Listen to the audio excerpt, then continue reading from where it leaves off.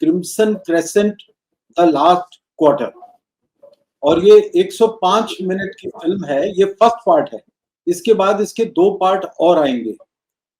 और बेसिकली मैंने 20 साल पहले एक फिल्म बनाई थी, उसका नाम था Bangla crescent, ISI, madrasas and infiltration.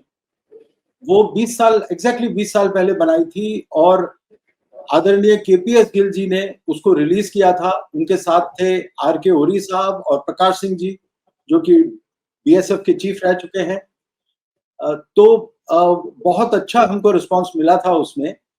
हमने एक्सपोज किया था, क्योंकि हमको ये बताया जाता था बार बार कि जी हिंदूज जो हैं वो तो कम्युनल हैं, और जो इस्लाम है वो सेकुलर है। इस्लाम के साथ जो अलायंस थी कम्युनिस्टों की, उसका सारा आइडियोलॉजिकल डिफेंस ऐसे तैयार किया था कम्युनिस्टों ने। तो देखिए पार्टीशन भी करवाया था भारत का, जो अधिकारी थीसिस थी उसके अनुसार पार्टीशन भी हुआ था। तो सारा जो आइडियोलॉजिकल बेसिस कम्युनिस्टों ने दिया था वो ये दिया था कि देखिए कि ये सब जो हिंदुइज्म है ये तो बहुत ही कम्युनलिज्म है, ये तो बहुत ही कट्टर लोग हैं। तो मतलब जो शांति का मैसेज देता है, जो कहता है कि सारे धर्म एक हैं, जो अलग अलग तरीके से आप अपने भगवान को पूज लीजिए, वो तो हो गया कम्युनल। और सेकुलर कौन हो गया? जो कहता है कि नहीं जी एक ही भगवान होना चाहिए, दूसरा कोई भगवान का नाम लिया तो हाथ कर देंगे, वो हो गया सेकुलर। तो जो ये इक्वेशंस थी ये हेवीली लोडेड थी अगेंस्ट हिंदुइज्म, और केवल कम्युनिस्ट नहीं, नेहरूइज्म में कम्युनिज्म, इस्लाम और क्रिश्चियनिटी, इन तीनों आइडियोलॉजीज का समावेश था अकेले नेहरूइज्म। और नेहरूइज्म का इस्लामिज्म के साथ गहरा संबंध था, जो कि आज हमको कांग्रेस में और जो अन्य पार्टीज हैं उसमें दिखाई देता है। तो वो लोग ये कहते थे कि मदरसे में तो बड़ी प्रोग्रेसिव एजुकेशन होती है और वहां जिहाद नहीं सिखाया जाता। अब मुझे पता था कि वहां जिहाद सिखाया जाता है, क्योंकि मैं सीताराम जी गोयल के साथ जुड़ा हुआ था, रामस्वरूप जी के साथ जुड़ा हुआ था, कई दशकों तक मैंने उनके साथ काम किया। तो मुझे तो मालूम था कि क्या लिखा है किताबों में, क्या लिखा है और पढ़ाया क्या जाता है। अब प्रूफ कैसे लाया जाए? और हिडन कैमरा के मैं सख्त खिलाफ हूँ। मैं आपसे मिलने आया हूँ, आपसे बात कर रहा हूँ, मैं कुछ रिकॉर्ड करके ले जाऊं तो अच्छी बात नहीं है ना। तो हिडन कैमरा भी इस्तेमाल नहीं करना था। तो हम अपना कैमरा लेकर गए, दिल्ली पुलिस हेडक्वार्टर्स के पास ही एक मदरसा था, सबसे पहले वहां से शुरू किया। वहां हमने इंटरव्यूज लिए बच्चों के, टीचर्स के, बड़े प्यार से उन्होंने हमको जवाब दिए, और बड़े ईमानदार होते हैं वो, अपनी जिन चीजों को मानते हैं मदरसे में जो पढ़ाने वाला है और जो बच्चे होते हैं, बड़ी ईमानदारी से अपनी बात को वो मानते हैं खुद और बोलते भी हैं। तो उन्होंने बता दिया सब कुछ कि जो होता है कि जो हमारे अल्लाह को नहीं मानता, जो अल्लाह को नहीं मानता कि वो एक ईश्वर है, एकमात्र ईश्वर है, और जो उसको काफिर कहते हैं, और उसको हम दावत देते हैं, काफिर को दावा कहते हैं, उसको वो लोग दावत देते हैं कि आप आइए इस्लाम कबूल करिए। अगर वो दावत को स्वीकार नहीं करते हैं तो फिर जिहाद का ऐलान होता है। तो इतनी सी बात है कि अगर हिंदू दावत स्वीकार कर लें तो जिहाद नहीं होगा। तो ये मैंने सोचा कि शायद ये केवल इसी मदरसे में पढ़ाया जाता होगा।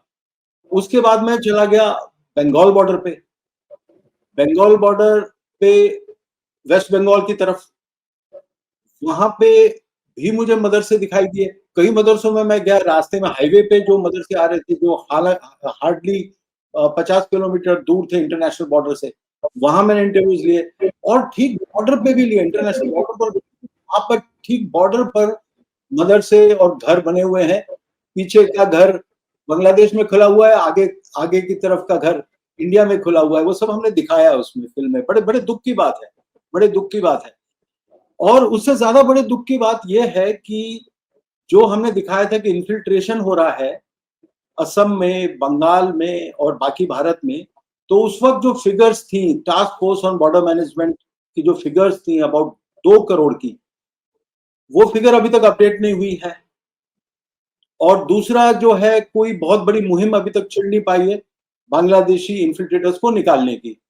तो बड़े दुख के साथ मुझे कहना पड़ता है कि मेरी जो 20 साल पुरानी वाली फिल्म है वो भी आज उतनी ही वैलिड है जितनी आज वाली है, क्योंकि ना तो इन्फिल्ट्रेटर्स मयंक जी, जब आप दिल्ली के मदरसे से निकले और बंगाल और बांग्लादेश के बॉर्डर वाले मदरसे को भी देखा, हाईवेज के आसपास जो मदरसे थे वहां भी गए, तो कई राज्य होते हुए आप गए, मतलब उत्तर प्रदेश में भी गए होंगे, बिहार को भी आपने क्रॉस किया होगा। तो सारे मदरसे में जो पढ़ाई का ट्रेंड था वो एक समान था कि हम दावत देते हैं, आप आइए, इस्लाम कबूल कीजिए, और जैसे ही वो दावत हमारा स्वीकार करता है तो फिर उसके खिलाफ ये जिहाद शुरू हो जाता है? देखिए, इसमें कोई भी कोई दो राय नहीं है, क्योंकि मदरसे का सिलेबस वही है। इस बार हमने जो नई फिल्म बनाई है क्रिम्सन क्रेसेंट, उसमें देवेंद्र मित्तल जी ने जिस तरह से सिलेबस निकालकर बहुत अध्ययन करके उन्होंने एक पुस्तक लिखी थी, उस पुस्तक में सिलेबस है मदरसों का, और दारुल उलूम की पुस्तकों में भी, दारुल उलूम देवबंद की पुस्तकों में भी सिलेबस है। वो सारी पुस्तकें मेरे पास हैं, और वो कुरान के हिसाब से चलते हैं, हदीस के हिसाब से चलते हैं। तो इसलिए सिमिलैरिटी तो होगी, चाहे आप सीरिया का मदरसा देख लें, चाहे आप पाकिस्तान का देख लें, चाहे भारत का देख लें। अब जो पाकिस्तान के मदरसे हैं, उसमें देवबंद का सिलेबस है, बहुत सारे मदरसे, जिसमें से बड़े-बड़े तालिबान के लोग पैदा हुए हैं, और अंतर्राष्ट्रीय आतंकवाद का एक सबसे बड़ा सेंटर जो पाकिस्तान में है, तो वहां देवबंदी मदरसे ही हैं अधिकांश रूप से। तो इसलिए जो है वो हम यूपी में भी गए, देवबंद के अंदर गए, तो देवबंद में तो देखिए जिस तरह के फतवे निकल रहे हैं, आपको पता ही है, गजवाए हिंद। वो कह रहे हैं कि जब उनसे सवाल पूछा गया कि गजवाए हिंद के बारे में आपका क्या कहना है, तो बोले हाँ, गजवाए हिंद तो होगा ही। इसका मतलब भारत को फतह करने वाला आएगा और भारत पे कब्जा कर लेगा, ये उनकी चाहत है। यही जिन्ना की चाहत थी, यही जो इस्लामिक थियोलॉजियंस हैं उनकी चाहत है। तो इसलिए मुझे कोई अंतर नहीं दिखाई देता। ये एक उम्मा है, ये एक पूरा एक ही सब है, ब्रदरहुड है। तो उस ब्रदरहुड का केवल फिजिकल ब्रदरहुड नहीं है, आइडियोलॉजिकल वो ब्रदरहुड है उनका पूरा, और उनकी विचारधारा एक ही है, और वो कमिटेड है उसके प्रति। यूएस में भी जो मदरसा है वहां भी ऐसे ही होता है। मयंक जी, आपने दो इंपॉर्टेंट बात कही, एक तो कम्युनिस्टों का इस्लामिस्टों के साथ कोलैबोरेशन, वो सिर्फ भारत में नहीं पूरी दुनिया में इस्लाम को एक लिबरल धर्म के रूप में प्रचारित करने में एक आइडियोलॉजिकल इंटेलेक्चुअल बैकअप दिया, कवरिंग दिया, आप ये कह रहे हैं। और दूसरा, फिर भारत में वो नेहरूइज्म के रूप में तब्दील कर दिया।